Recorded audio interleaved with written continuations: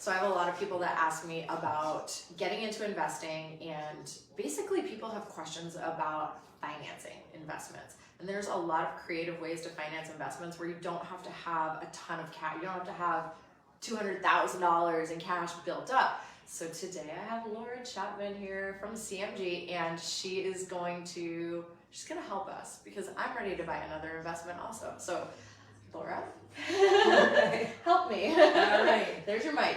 Let me just clip this on here. Hey everybody, good afternoon. Nicole, thank you for having me here. Yeah. Yeah, I'm gonna have to just hold this. That's fine. Yeah, okay. We like this stuff. This is what makes it live TV. Yeah, absolutely, absolutely. So the topic today is investment properties and how you can go about purchasing one if that is something that you're looking to do. And what's interesting, Nicole, is that there are so many different ways that people can gather up the funds or buy an investment property, get financing. And I think it comes down to just knowledge and getting the word out there, because a lot of people just are not aware of the different options that are available. Agreed. Yeah.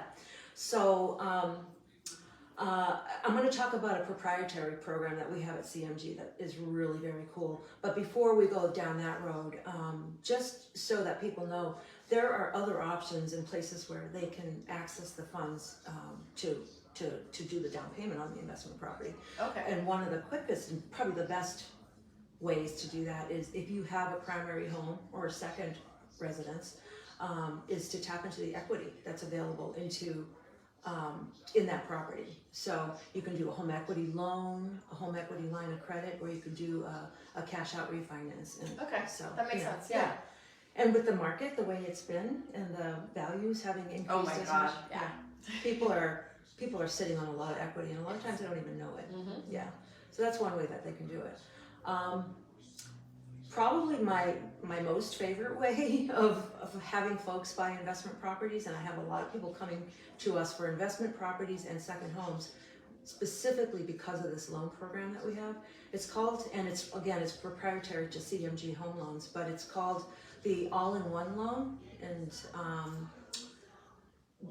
it's unique in its platform and the way it operates. And what I love about it is that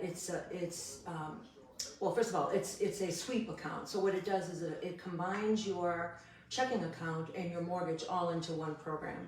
Ooh. Yeah, it's really cool. And it's designed for folks, not only for primary residents, but for folks who are really interested in buying investment properties and second homes.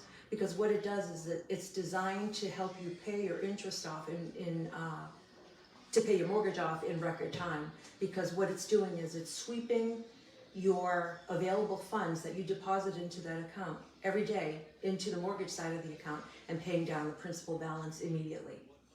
And so, interesting. Yeah, it's cool. It's a different concept. Yeah. It's something that's practiced in many parts of the world. Tell me more. Yeah. We're just kind of like catching on in the United States here. Actually, the program's been around since 2003, so it's been around for a while, and we're the only lender that offers it. And we do have some people that we broker it out to, but we have some, it's a hugely successful program.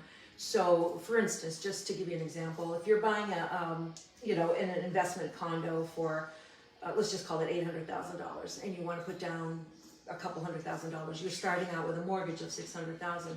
Let's say you're renting that property out for $3,000 a month.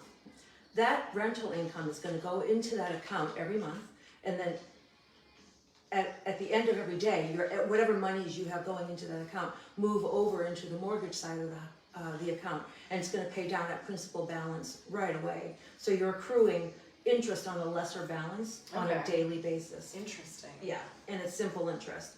And most folks are finding that they're paying off their, as compared to a 30-year mortgage, they're paying off their all-in-one loans in record time. Some people 10 to 12 years, some people 6 to 8 years. It really depends on how you access the funds, because those funds are still available to use if you need to. Okay, because that was my scary thought. So, because if you buy an investment property and you do that, Yeah. I should probably talk into the mic, Nichole. Yeah. But if you do that, you want to, like, for instance, I just bought an investment property and I want to keep a lot of money liquid because if something happens and, you know, my tenant flushes the baseball down the toilet and I need to do some major repairs that I'm not going to make an insurance claim on, I would need the money to do that, Right. which is accruing in my, you know, it's in my money market, but it would be accruing in an account, so that would still be available to you? Absolutely, yeah, yeah. Wow. So in that example I was talking about, Mhm. if you start out with a mortgage balance of, let's just say 600, and each month you've got 3,000 going in, at the end of 12 months, let's say, you have, what is that, 12 times 3, 36? So you've reduced your balance on the mortgage by 36,000. That's available for you to spend.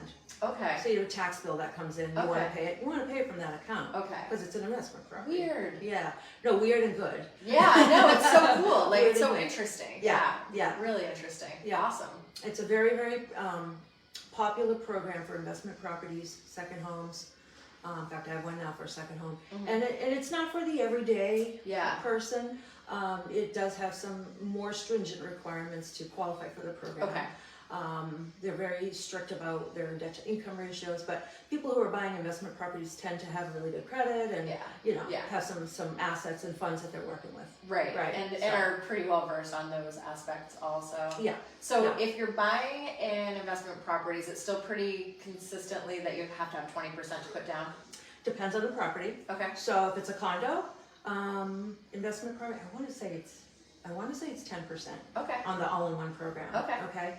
On traditional, conventional type programs, you're looking at least 15% down. And on multis, it's 25% down. So multis being 2 to 4 unit. Right. Yeah. And the number of units, the max number of units is 4. But, you know, we're allowed to use the rental income, a percentage of that, to help in the qualifying. I love that. Yeah, yeah. So phenomenal program. Like I said, no one else is offering it, so That's Yeah. that's awesome. yeah. So Laura is here with us just about every Thursday in the office, and I am going to pick her brain about investment, financing things, mostly investments, because I feel like that's the bulk of what my people want to hear about. But if you have a question about financing and you want us to do a video on it, please by all means send me a message and I will do that. My assistant's supposed to be paying attention so she can shut down this video. Oh, there she is. Have a great day, and if you would like to reach out to either one of us, I'm going to put Laura's contact information below.